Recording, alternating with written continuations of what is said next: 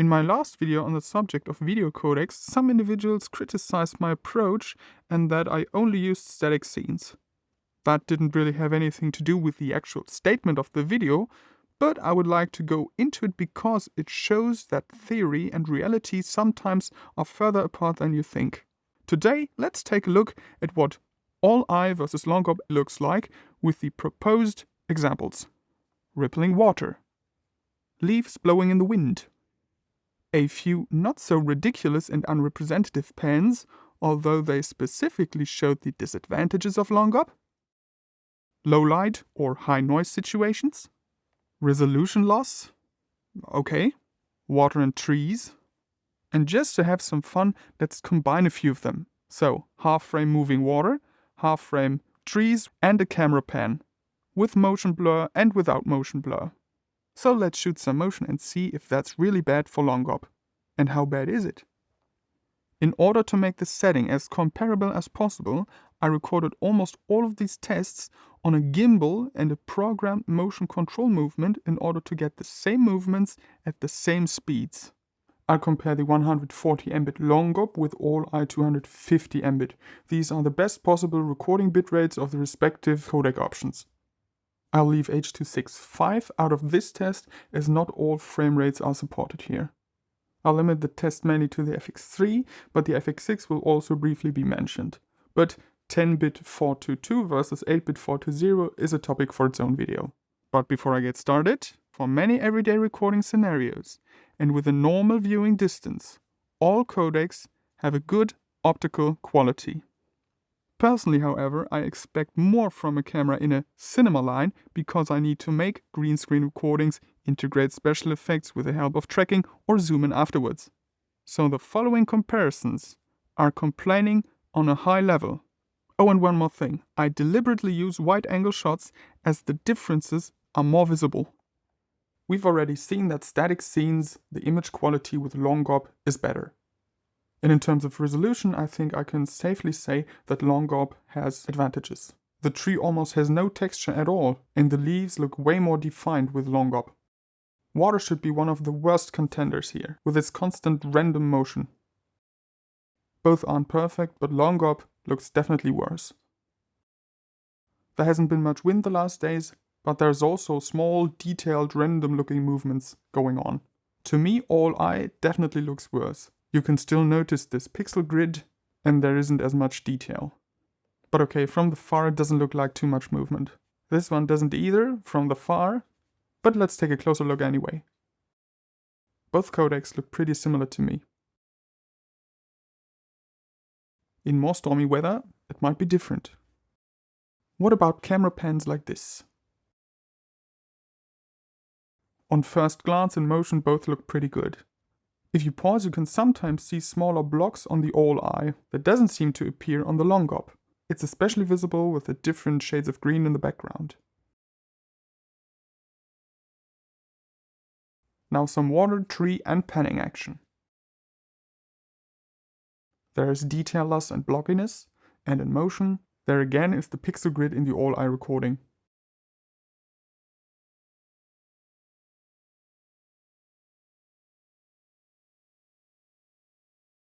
So far I showed you examples with motion blur. But what about shorter shutter times? Still the pixel blocks you already know from all eye. But not so much on the long GOP.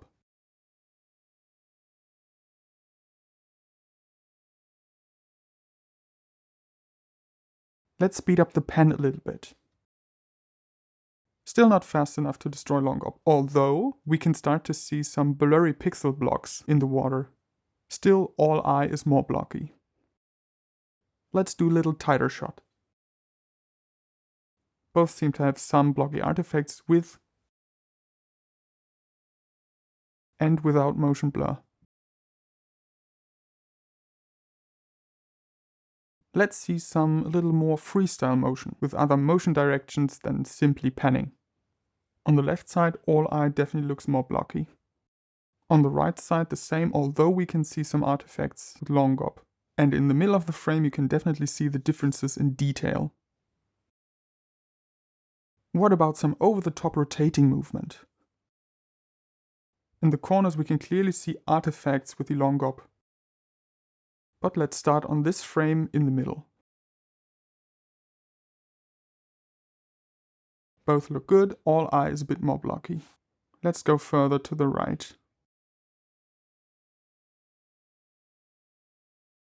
Long GOP still holds more detail information than all eye.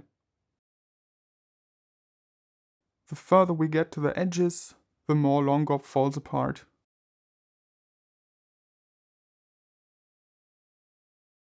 And in the corners where the most motion is, it gets worse than all eye, but not that much. In case you're wondering, with the FX3, it's almost the same story, but with only 8-bit 420 at Long GOP recordings. Let's take a look at dark scenes with a high ISO of 64,000. Static shots basically seem to look the same, and moving shots as well. Not a big difference here, I'd say. Here's a slightly less noisy shot with ISO 32,000. And here as well, I can't see that big of a difference.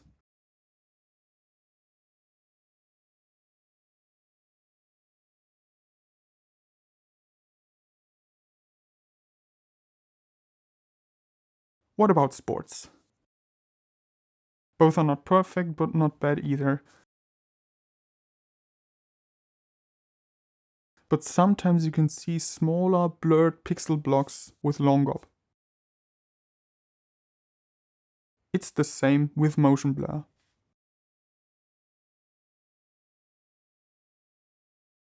Not bad. I expected a bigger difference with this much motion. Movement, colors, complex lighting, both look pretty good. But there's a little more blockiness going on with Long GOP. Let's freeze the motion, which should be way more taxing. And Long GOP still suffers from a little more blockiness. You can see this especially in darker areas. In motion you can barely see those pixel blocks. But as a paused still frame, Long GOP suffers in this situation. All eye has an advantage in very motion-heavy scenes, but you should also keep in mind that during a quick pan, for example, less detail can be perceived by the viewer in that short time. I myself was amazed at how solid the Long GOP codec is even in motion. In many cases, it had enabled a visually better looking picture and by no means made serious problems. In my opinion at least. I don't know how you would define it, but many of these tests were far from being stills images. You rarely see any difference in normal close-up shooting situations. With green screen and keying, this is a completely different topic. An external recording in ProRes or RAW offers the best quality and editing performance. Remember, the editing performance is much worse with Long GOP compared to all eye. Of course, this depends on your editing system, but I have not yet seen a system on which it was the other way around. I will continue to use all eye for normal productions myself, as I personally do not have an editing machine that can perfectly handle Long GOP clips, and I have neither the time nor the storage to convert the entire material to ProRes, for example. I wish Sony would add another all-eye quality option with double the bitrate via firmware update, so that the internal all-eye codec lives up to the Cinema Line label. Don't get me wrong, I'm very grateful that Sony has given the opportunity to record externally in good quality, even in RAW. Okay, it's just ProRes RAW and that doesn't have too much use for me as a DaVinci user, but thanks for that anyway. But in the name of performance, my conclusion after this test remains: Sony, please work on an additional and better all-eye recording options if possible, with firmware update, so that your cameras also reach the level that many other manufacturers have been at for a long time. As far as I can see, the camera is very well able to write a much higher bitrate. So don't tell me things like physical limits, problems with heat development, or limited memory card writing speed. In 25p the bitrate is 250 Mbit. In 50p, bitrate is 500 Mbit, and at 120p it's even higher. If there is a logical or comprehensible explanation for this, I would be very grateful, because I want to understand the reason and not feel like Sony is artificially withholding something from me so that I spend more money on a more expensive camera. But only Sony could really clarify here. The most important point I'd like you to take with you is to do your own tests to find what's the best recording option for you and your work. Don't blindly believe what others or I say or numbers in the spec sheets, but check for yourself, and especially in relation to your work, because there's not the one right solution. By the way, if you'd like to take a look at the raw clips yourself, then as long as I have enough storage space, you'll find a download link in the description. Cheers!